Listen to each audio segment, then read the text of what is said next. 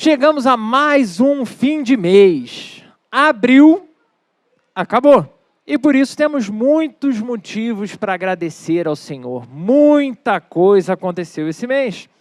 Também chegamos ao encerramento da nossa série de mensagens sobre o tema Avançar.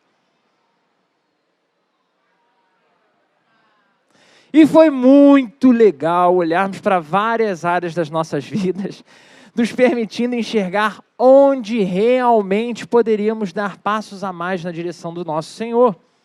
Falamos sobre serviço e como a gente pode servir um pouco mais e um pouco melhor, sobre comunhão, sobre dinheiro, sobre relacionamento. Falamos de luto, falamos de dívidas, falamos de diversas complicações da vida.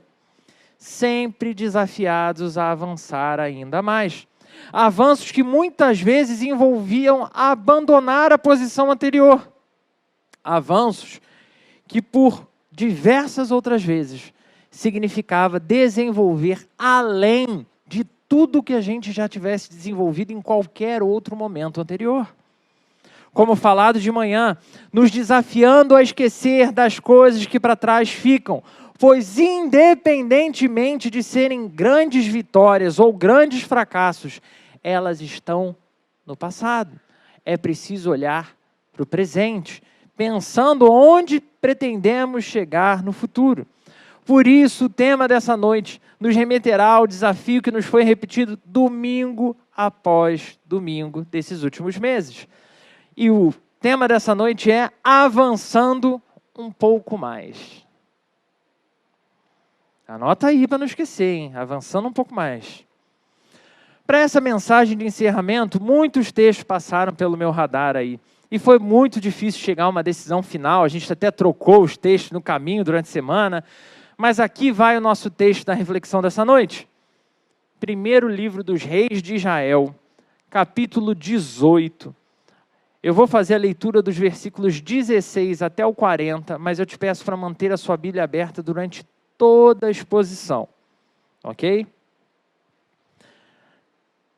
Primeiro livro dos Reis, capítulo 18, versículos 16 até o 40. Diz assim a palavra do Senhor. Então Obadias dirigiu-se a Acabe e passou-lhe a informação. E Acabe foi ao encontro de Elias. Quando viu Elias, disse-lhe: é você mesmo, perturbador de Israel? Não tenho perturbado Israel, Elias respondeu, mas você e a família do seu pai têm. A discussão aqui já começa num tom maravilhoso, não é? Preste atenção. Vocês abandonaram os mandamentos do Senhor e seguiram os Baalins. Agora convoque todo o povo de Israel para concentrar-se comigo no Monte Carmelo. E traga os 450 profetas de Baal e os 400 profetas de Aserá que comem à mesa de Jezabel. Acabe convocou então todo Israel e reuniu os profetas no Monte Carmelo. Elias dirigiu-se ao povo e disse: até quando vocês vão oscilar entre duas opiniões? Se o Senhor é Deus, sigam-no. Mas se Baal é Deus, sigam-no. O povo, porém, nada respondeu. Disse-lhe então Elias: eu sou o único que restou dos profetas do Senhor, mas Baal tem 450 profetas. Tragam 2 novilhos, escolham eles um e cortem-no em pedaços e ponham sobre a lenha, mas não acendam fogo. Eu prepararei o outro novilho e o colocarei sobre a lenha e também não acenderei fogo nela. Então vocês invocarão o nome do seu Deus e eu invocarei o nome do Senhor. O Deus que responder por meio do fogo, esse é Deus. Então todo o povo disse: o que você disse é bom. Elias disse aos profetas de Baal: escolham um dos novilhos e preparem-no primeiro, visto que vocês são tantos. Clamem pelo nome do seu Deus, mas não acendam fogo. Então pegaram o novilho que lhes foi dado e prepararam, e clamaram pelo nome de Baal desde a manhã até o meio-dia. Ó Baal, responde-nos, gritavam, e dançavam em volta do altar que haviam feito. Mas não houve nenhuma resposta. Ninguém respondeu. Ao meio-dia, Elias começou a zombar deles. Gritem mais alto, dizia, já que ele é um Deus, quem sabe está meditando, ou ocupado, ou viajando, talvez esteja dormindo e precise ser despertado. Então, passaram a gritar ainda mais alto e a ferir-se com espadas e lanças, de acordo com o costume deles, até sangrarem. Passou o meio-dia e eles continuaram profetizando em transe até a hora do sacrifício da tarde, mas não houve resposta alguma. Ninguém respondeu, ninguém deu atenção. Então Elias disse ao povo, aproximem-se de mim. O povo aproximou-se e Elias reparou o altar do Senhor que estava em ruínas. Depois apanhou 12 pedras, uma para cada tribo dos descendentes de Jacó, a quem a palavra do Senhor tinha sido dirigida, e disse, seu nome será Israel. Com as pedras construiu um altar em honra do nome do Senhor e cavou ao redor do altar uma valeta com capacidade de 2 medidas de semente. Depois arrumou a lenha, cortou o novilho em pedaços e o pôs sobre a lenha. Então lhes disse, encham de água 4 jarros grandes e derramem-na sobre o holocausto, sobre a lenha. Façam-no novamente, disse, e eles o fizeram de novo. Façam-no pela 3ª vez, ordenou, e eles o fizeram pela 3ª vez. A água escorria do altar, chegando a encher a valeta. À hora do sacrifício, o profeta Elias colocou-se à frente e orou. Ó Senhor, Deus de Abraão, de Isaque e de Jacó. Ó Senhor, Deus de Abraão, de Isaque e de Israel, que hoje fique conhecido que Tu és Deus em Israel, e que sou o Teu servo, e que fiz todas essas coisas por ordem Tua. Responde-me, ó Senhor, responde-me, para que este povo saiba que Tu, ó Senhor, és Deus, e que fazes o coração deles voltar para Ti. Então o fogo do Senhor caiu e queimou completamente o holocausto, a lenha, as pedras e o chão, e também secou totalmente a água na valeta. Quando o povo viu isso, todos caíram prostrados e gritavam, o Senhor é Deus! O Senhor é Deus! Então Elias ordenou-lhes, prendam-no os profetas de Baal, não deixem nenhum escapar.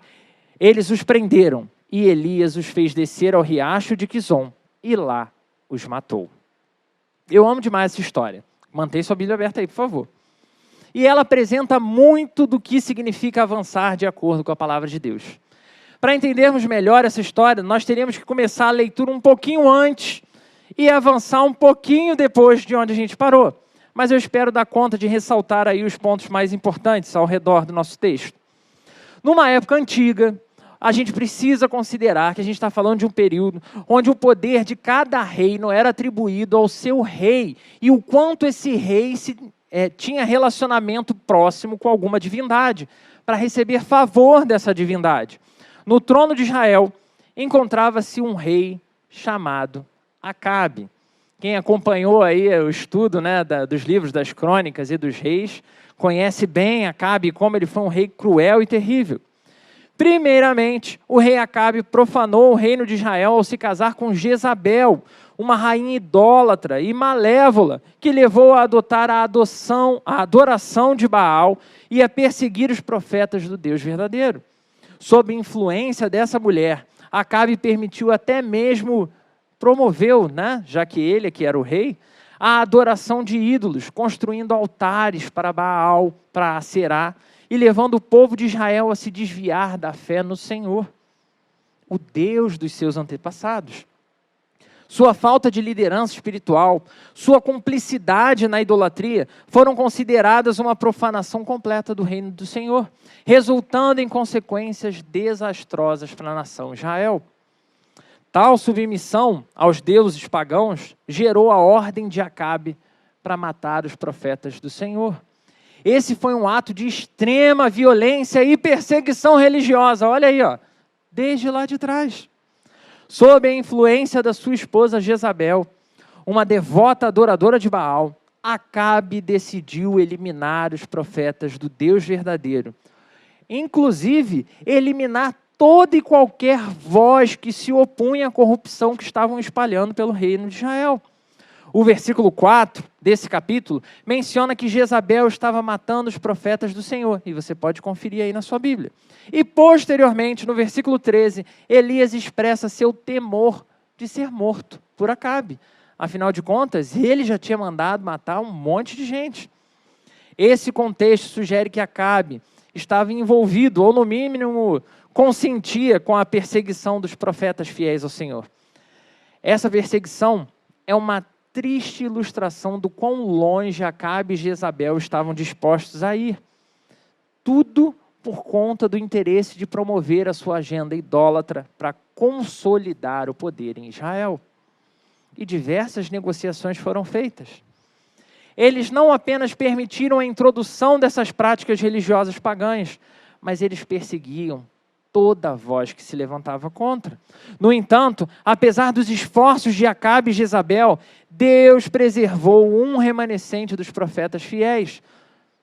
Não só Elias sobreviveu, e o texto deixa claro que não foi só Elias, mas como representante, disposto a botar a cara à frente, nós só temos Elias. Como ouvimos no último domingo, na mensagem ministrada pelo nosso pastor, nenhum ideal político jamais representará a totalidade do Evangelho. De forma que o papel da igreja é sempre ser oposição. Como? Fazendo baderna? Jamais. Mas como uma força de resistência, cobrando as autoridades a execução das suas tarefas, seja quem for no governo, se você votou ou se você não votou.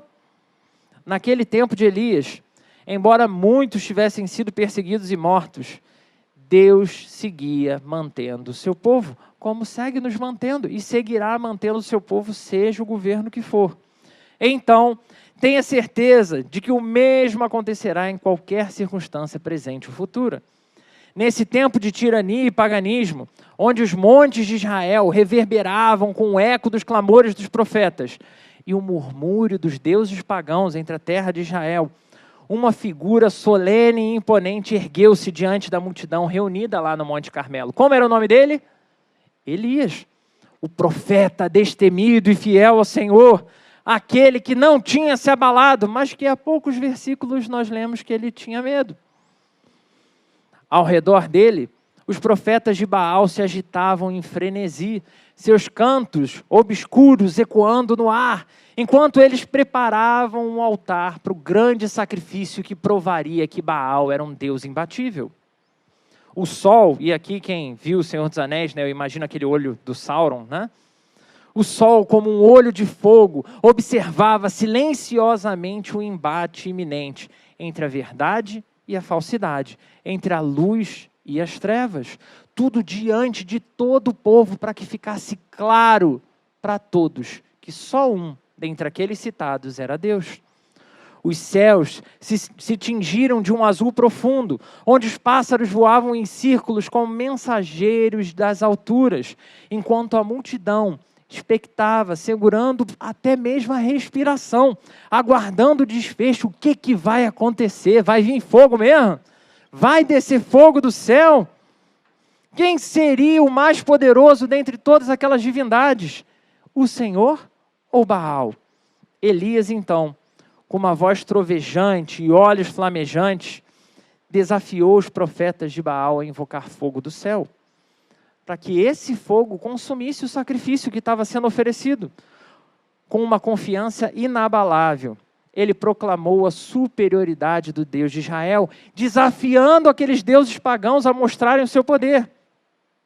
E é então que, através de gritos, performances, danças e tudo mais, os profetas de Baal não são capazes de atingir o que era proposto. E o fogo não desceu.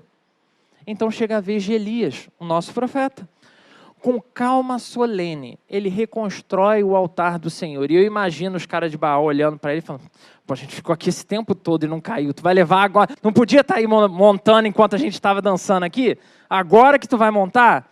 Então, com toda calma, ele reconstrói o altar do Senhor, coloca a lenha, o sacrifício. Ele ordena que seja inundado com água 3 vezes para demonstrar a magnitude do milagre que estava prestes a acontecer. Erguendo-se diante do altar, então, Elias com as mãos levantadas aos céus, invoca o nome do Deus Todo-Poderoso e, de repente, como um raio cortando toda a escuridão, o fogo desce dos céus, consome todo o sacrifício, a lenha, até mesmo as pedras são queimadas. A multidão, então, atônita diante desse espetáculo divino, prostra-se ao chão em adoração ao verdadeiro Deus, reconhecendo que só existe um Deus vivo, poderoso sobre todos. E Elias, o profeta corajoso, triunfou sobre os profetas das trevas naquele dia. A verdade tinha vencido. Só o Senhor é Deus, só o Senhor é Deus, é o canto do povo. Agora sim, tudo vai ser diferente. Israel viu, Israel conheceu, não tem mais erro. O povo sabe que o Senhor é Deus.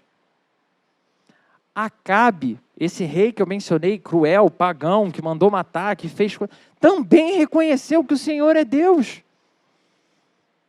E aí, nesse momento de extrema vitória, cheio de alegria, Elias acha que é um Jedi, puxa a espada e passa o cerol em todos os profetas de Baal. E mata 400 profetas de Baal. Um homem tinha vencido diversos homens, porque o Deus desse homem venceu um falso Deus. E se a história acabasse aqui, seria uma vitória incrível, não é mesmo? Quantas vezes eu já ouvi essa história acabando aqui? E aí Deus mandou fogo do céu e o povo, só o Senhor é Deus, e glória a Deus, só o Senhor é Deus. Mas a história não acaba aí. Então, a rainha Jezabel, que não estava lá nesse evento, toma conhecimento do assassinato dos seus profetas e manda caçar Elias, que foge em desespero. Essa palavra aparece várias vezes, inclusive nesse trecho, falando sobre Elias, porque todos temiam a crueldade dessa mulher. Deus estava não só nesse momento resgatando o seu povo da adoração pagã, mas estava derrotando todos os poderes que estavam estabelecidos. Deus ainda estava cuidadosamente preocupado com o coração desse profeta. E por isso, precisava lembrá-lo do seu poder, além de mandar fogo do céu. Pois também precisava ajudar esse profeta, que já tinha feito coisas tão incríveis, a avançar um pouco mais. E o que essa história tem a ver conosco num culto de gratidão? Absolutamente tudo a ver. Pois esse texto de 1 Reis, capítulo 18, ilustra o poder de Deus em superar desafios, o poder de Deus em trazer triunfo sobre qualquer adversidade. Da mesma forma, meu irmão, minha irmã, o Evangelho nos ensina que Deus nos fortalece, Deus nos capacita para enfrentarmos os momentos difíceis que vêm. Sejam eles momentos de luto, momentos de falência financeira, momentos de doença ou abandono. Assim como Elias enfrentou os profetas de Baal com coragem e fé, confiando no poder de Deus para intervir a nosso favor, nós também somos chamados a confiar em Deus em meio às nossas próprias batalhas diárias. Ele nos prometeu sua presença constante, a sua ajuda sobrenatural para atravessar os vales mais escuros que aparecerem e superar os obstáculos mais imponentes. Quando nos sentimos fracos e desamparados, é o Evangelho que nos lembra que não estamos sozinhos, que há um Deus amoroso que nos sustenta, que nos capacita, que nos leva a perseverar. É Ele quem nos dá força para suportar os desafios da vida e emergir ainda mais fortes e confiantes do outro lado. Então vamos olhar para isso ponto a ponto, vamos devagar, né? Vamos com calma.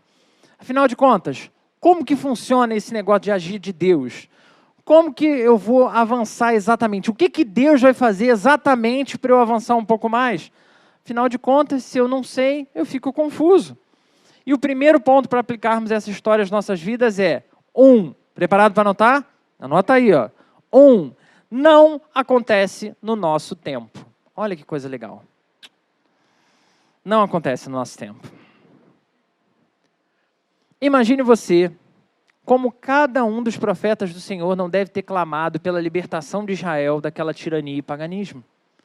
Como eles não devem ter clamado: Senhor, esse rei está fazendo muita coisa muito ruim, tem misericórdia. Imagine a angústia de tomar conhecimento que por causa da sua fidelidade ao Senhor, agora você e todos os seus amigos serão perseguidos e mortos, porque amam e servem ao Senhor. Imagina ainda o terror de tomar conhecimento da morte de todos os demais, todos, ou pelo menos quase todos aqueles que eram fiéis ao Senhor, ou morreram, ou fugiram, desapareceram. Ao passo de você ficar como o último representante vivo do Senhor na sua terra. Eu consigo sim imaginar, meu irmão, minha irmã, Elias acordando em cada refeição e antes de deitar a cabeça, orando diariamente, pedindo a morte de Acabe e Jezabel. Consigo ver isso claramente. Mas Deus sabia que o caminho era mais longo do que simplesmente matá-los. Foi preciso confiar e aguardar no Senhor, porque se fosse de acordo com a vontade de Elias, talvez ele fosse apenas mais um dentre tantos profetas mortos que amavam ao Senhor. Deus sustentou o profeta, Deus o capacitou a aguardar, Deus iniciou, promoveu e sustentou cada etapa desse projeto. Elias enfrentou a dura realidade que nem sempre vemos os resultados imediatos do nosso esforço. Ele soube do massacre dos profetas fiéis ao Senhor, e isso certamente deve ter abalado aquele coração. No entanto, em vez dele desistir, em vez dele desanimar, Elias continuou seguindo em frente com a sua missão. Ele entendia que ele tinha sido chamado para algo. Ele confiou no tempo, ele confiou nos planos de Deus, reconhecendo que mesmo quando não compreendia completamente, valia a pena confiar no Senhor, pois Deus estava agindo nos bastidores. Isso igualmente acontece quando nos deparamos com os nossos desafios, principalmente aqueles desafios que fogem muito das nossas forças. E podemos pensar alguns exemplos para isso. Vamos começar pensando em encarar o luto. Quando perdemos alguém que a gente ama demais, a sensação de nunca mais vermos aquela pessoa, o abandono vivido na pele.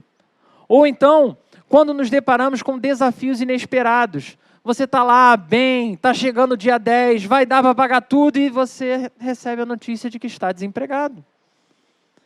Separação, perdas diversas, onde percebemos que nossas forças, experiências e até mesmo a nossa fé parece que não tem relevância nenhuma, parece que em nada impediram de que tudo aquilo viesse sobre a nossa cabeça. Ou ainda, quando nos deparamos com um diagnóstico muito ruim, estamos seguindo a nossa vida e do nada somos surpreendidos. Um câncer, doenças cardíacas, Alzheimer, Parkinson, situações que nos fazem questionar, por que logo eu? Ou então, por que logo essa pessoa que eu amo? Tanta gente ruim no mundo, tanto Acabe e Jezabel, e Deus foi mandar logo aqui. Não é possível. E para complicar ainda mais, quando essas coisas acontecem de formas complexas e altamente inesperadas, ou ainda combinadas entre si, né? É uma doença e um problema financeiro, ou desemprego, ou alguma outra coisa. E aí a gente começa a levantar as nossas questões de sempre. Desempregado? Mas ele não recebeu uma promoção ainda ontem, não estava super bem? Morto? Mas eu falei com ele ainda semana passada. Estava tão bem, tão saudável, tão cheio de vida. Câncer? Não, ela é tão novinha, como é possível um negócio desse? E muitas vezes vivemos como se tivesse um tempo certo para encarar cada uma dessas coisas. Quando, na verdade, meu irmão, minha irmã, não tem tempo certo para a gente enfrentar nada disso. A dor sempre será dor, seja o momento que ela venha. E nós não fomos feitos para lidar com dor nenhuma. Isso é consequência do pecado, que nos obriga a ter que lidar com a bendita dor. Ou, na verdade, a maldita dor. Então, lembre-se, não acontece no nosso tempo. Então, por mais difícil que seja ter que lidar com a dor, a qualquer momento que surja, temos a certeza de que Deus continua no controle de absolutamente tudo. Então, Deus, em sua brilhante sabedoria, está entrelaçando todos os eventos cósmicos para a realização do seu grande plano. E Ele não deixa a ponta solta. E algumas vezes, nós seremos sim partes ativas do plano de redenção do Senhor, entrando para desafiar os falsos profetas. E muitas vezes isso é o máximo. Imagina você orar e acontecer. Glória a Deus. Mas fui eu que orei. Que legal. Fui parte ativa do que Deus está fazendo. Mas também muitas outras vezes seremos parte passiva desse plano, pavimentando a lista de fiéis martirizados por perseguição, por sofrimentos afim. Pois o Deus que tem poder para mandar fogo do céu é o mesmo que tem poder para tomar para si cada um daqueles que lhe pertencem, cada um dos seus escolhidos. Mas não é somente isso.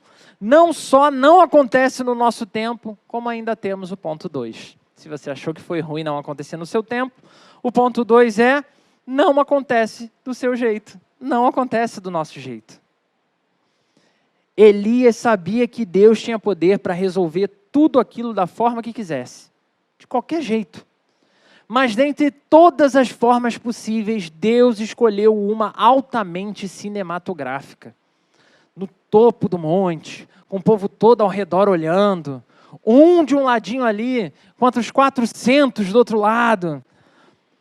Poxa, afinal de contas, 1 contra 450, sozinho, que desafio bizarro. Deve ter sido assustador, não tinha nem espaço no monte ali do lado. Parecia a zaga do Vasco, brincadeira. Ele não teve o luxo do apoio de um grande grupo de seguidores ou aliados poderosos. Com aquela galera com as plaquinhas, né? Elias, São Gonçalo torce por você. Não tinha nada disso. De maneira que a sua coragem, a sua determinação nos mostram que mesmo quando nos encontramos em minoria, podemos confiar na força e no poder de Deus para nos sustentar em meio a qualquer desafio. Mas isso também esconde um risco, irmãos. Um risco de transferir o foco apenas para a coragem e determinação de Elias. Imagina, olha só que coisa extraordinária. Seja como Elias e vença milagrosamente os outros 1000 candidatos para essa vaga. Tenha coragem, determinação. Pois não importa o quão difícil pareça, Deus está ao seu lado, te capacitando a superar desafios aparentemente impossíveis. Situações do tipo, faça isso, então Deus fará aquilo. Do tipo, toma lá, dá cá, você faz, Deus faz. Ó, dividido igualmente. E veja bem, tudo isso que nós falamos aqui é muito importante. Coragem é importante, determinação é importante, fé é importante. Tudo que oferecemos ao Senhor é importante. E todas essas coisas foram ferramentas usadas por Deus nesse momento. A coragem, a determinação, a fé, o próprio Elias foi ferramenta nas mãos de Deus. Mas nem mesmo o profeta conseguiu entender de imediato o que Deus estava fazendo naquela situação. Quando Elias acabou de seguir tudo o que Deus tinha mandado, ele clamou diante de todos, ele pediu fogo do céu e veio. Mano, imagina o coração desse homem nessa hora. Devia ser o altar pegando fogo e o coração dele ali também incendiado, de amor infinito pelo Senhor. O povo gritando atrás, só o Senhor é Deus, só o Senhor é Deus. O rei Acabe, aquele maldito, falando que só o Senhor é Deus. Cara, que episódio incrível. Elias deve ter olhado e pensado, acabou, é tetra, é vitória, resolvido o problema de Israel. Mas ainda não era o plano de Deus. E essa parte é terrível para nós, terrível demais. Irmãos, constantemente fico surpreso do quão pagão nós nos tornamos. Ou por acreditar que a nossa esperança de cura, por exemplo, está unicamente na medicina, então são aquelas pessoas que elas desistem de orar, porque tem remédio, tem tratamento, tem não sei o quê, então não precisa orar. Ou por negar a ação de Deus através da sua própria criação, com os remédios, com os médicos, com os procedimentos. Eu já contei aqui algumas vezes que, assim, cirurgia, eu sou especialista, né? E eu tive um cisto na cabeça há uns anos atrás. Um grande amigo, não sou especialista médico não, sou especialista de passar por cirurgia mesmo. Eu tive um cisto na cabeça há uns anos atrás, e um grande amigo, irmão na fé, me disse que não aceitava o fato de eu ter que operar. Não fazia sentido eu ter que operar. Deus é o médico dos médicos. Ele tinha poder para me operar, Ele tinha poder para me curar. Era um absurdo eu ter que passar por mão de médico. E Ele me acusou na época de falta de fé, por recorrer à medicina. Mas, para a alegria nossa, Deus, em sua maravilhosa graça, me curou mesmo. Me curou. Mas me curou de maneira que usou um médico para removerem aquele tumor e resgatar a minha vida. E eu já falei aqui, eu acho que se cada pregação fosse uma cirurgia, dava para ter algumas. Ore pela vida da minha esposa, tá, gente? Ela já tem acompanhado aí algumas dores. Em todos os casos, Deus é quem me operou. Deus me fez seguir em frente, ainda desse lado da vida. Mas em todas essas situações, embora o nosso clamor fosse para poder seguir como desejávamos, clamávamos para Deus cumprir a sua santa e gloriosa vontade na nossa família. O que podia significar a maior promoção que eu poderia aspirar em toda a história, de ir ao encontro do meu Salvador. Mas se isso acontecesse, o que aconteceria com a minha esposa? O Deus que me chamou a servi-lo, meu irmão, minha irmã, e essa era uma certeza que a gente tinha, e tem ainda, jamais me desamparou e jamais desampararia minha esposa. E nós dois sabíamos disso. Mas nada disso significa caminho fácil. Nem passando pela cirurgia, nem sendo curado, nem se eu tivesse sido levado por Deus.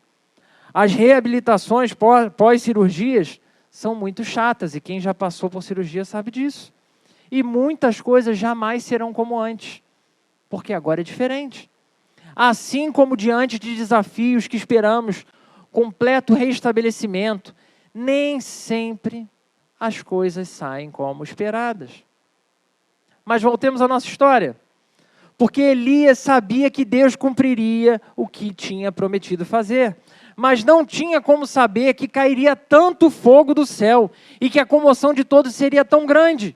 Ia ser essa obra tão extraordinária. Deus escolheu aquele momento, escolheu aquele desafio naquele local. Assim como Deus daria uma conclusão oportuna para tudo aquilo. E assim chegamos ao nosso ponto 3.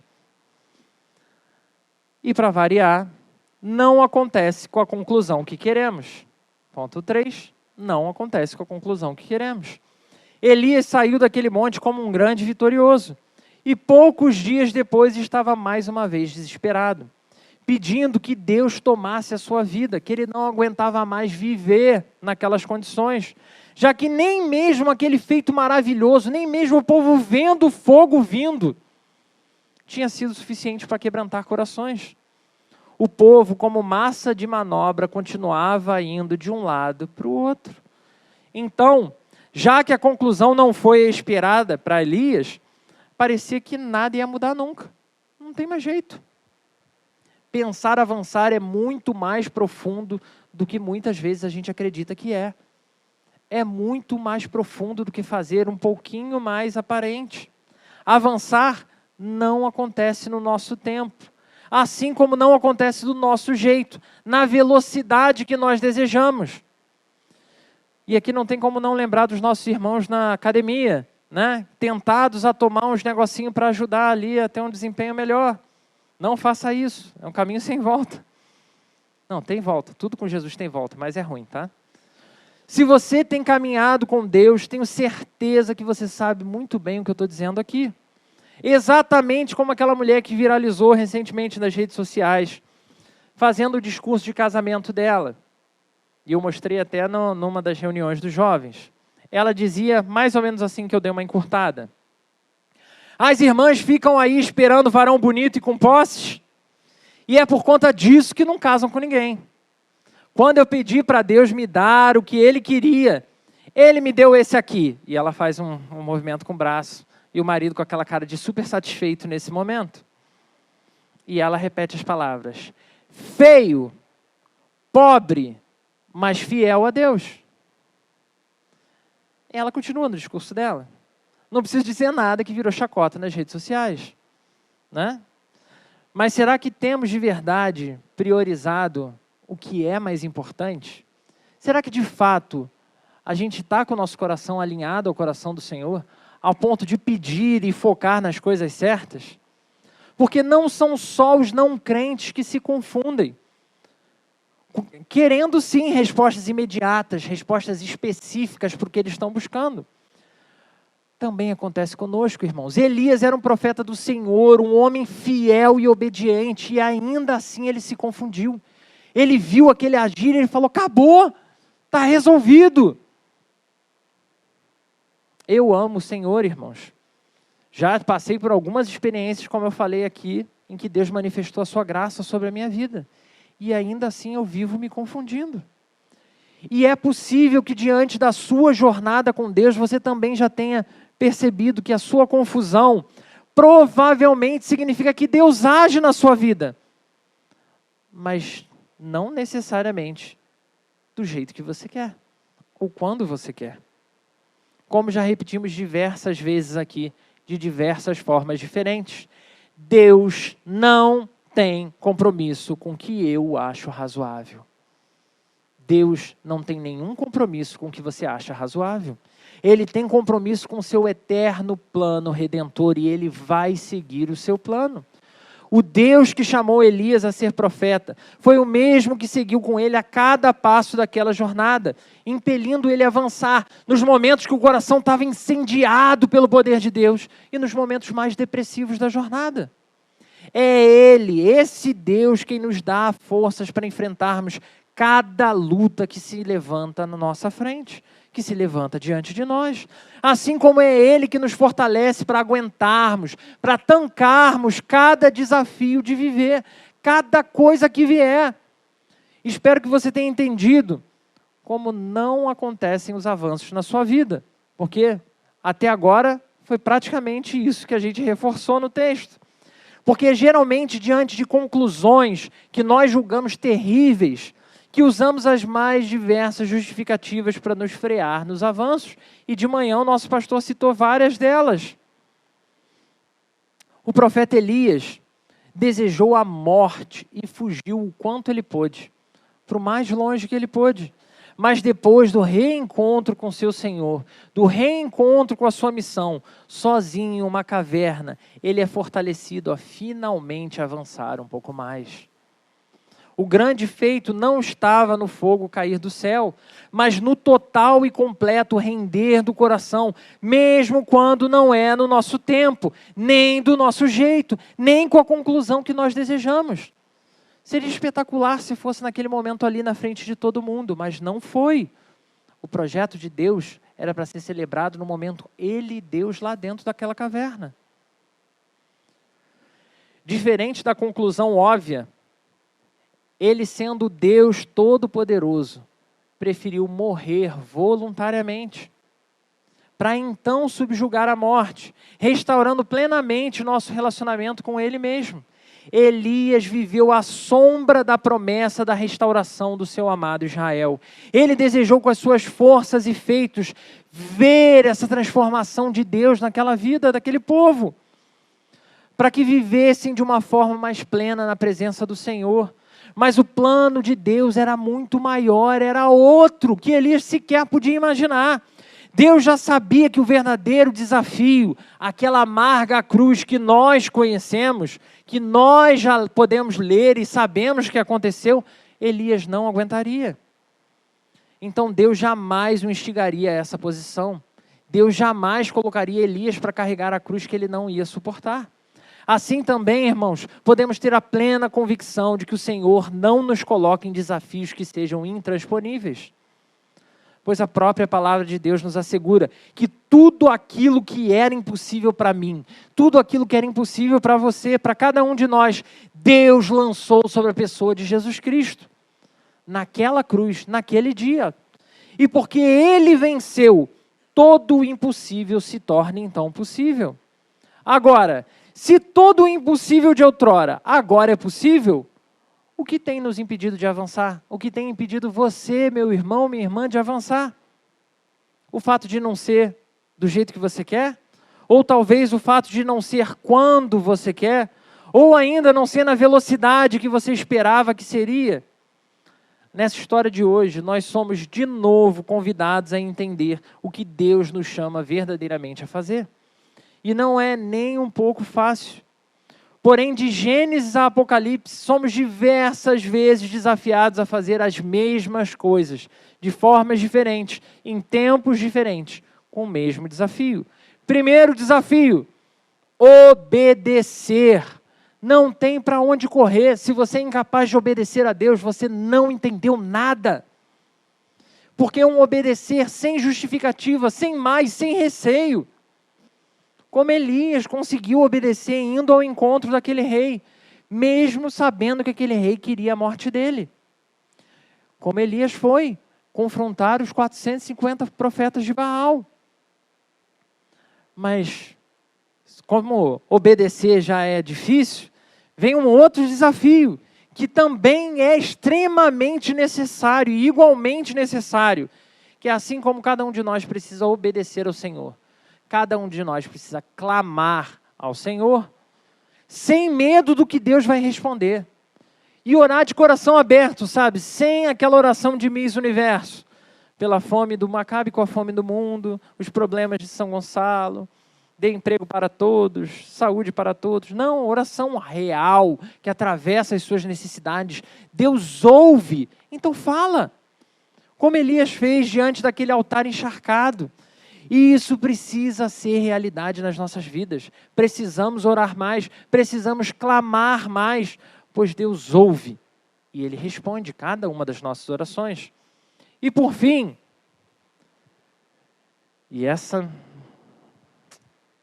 se obedecer é difícil, se clamar é difícil, o terceiro, precisamos aprender a confiar mais. Mas é um confiar, meu irmão, minha irmã, sem medo, sem desconfiança, sem preocupação com quem vai te abandonar por essa escolha, sem ficar ressabiado do que pode acontecer depois. Confiar como nem mesmo Elias conseguiu fazer nesse momento da história que a gente vinha falando. Mas como depois, ele mesmo vai dar exemplo de que finalmente entendeu o que significava confiar no Senhor. Confiar, pois sabemos aonde depositamos a nossa esperança, e Ele cumpre cada uma das suas promessas. Ciente de tudo que te foi exposto nessa noite, eu te convido sim, nesse culto de gratidão, a agradecer a tudo que Deus fez na sua vida, tudo que Ele fez na sua história, mas te desafio a muito além dessa série de mensagens sobre avançar, seguir cada dia da sua história, obedecendo, clamando e confiando no Senhor. Seguir avançando nesses três aspectos tão importantes, pois avançar um pouco mais é urgente. Avançar um pouco mais é essencial. Mas, acima de tudo, avançar um pouco mais está acessível para todos nós, para cada um de nós. Então, assuma uma posição diante do Senhor. Não existe neutralidade.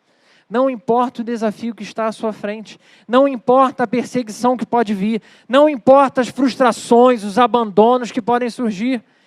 Deus está com você. Antes de orar, encerrando, eu queria cantar uma música. Não sei se eu vou conseguir, né? Depois a voz já falhou pregando. Pois ela é exatamente sobre esse texto. E assim como creio num Deus que manda fogo do céu, creio num Deus que reacende a chama do Evangelho, pelo poder de Jesus Cristo em corações que foram destruídos e despedaçados pelas mais terríveis experiências. E a música diz mais ou menos assim: eu não posso ficar de pé diante da tua glória. Eu não posso ficar de pé diante da tua glória. Sou teu templo, teu sacrifício, o teu altar vem queimar em mim. Sou teu templo, teu sacrifício, o teu altar vem queimar em mim. Caia fogo dos céus, queima esse altar, mostra para esse povo que há Deus em Israel. Caia fogo do céu, queima esse altar, mostra para esse povo.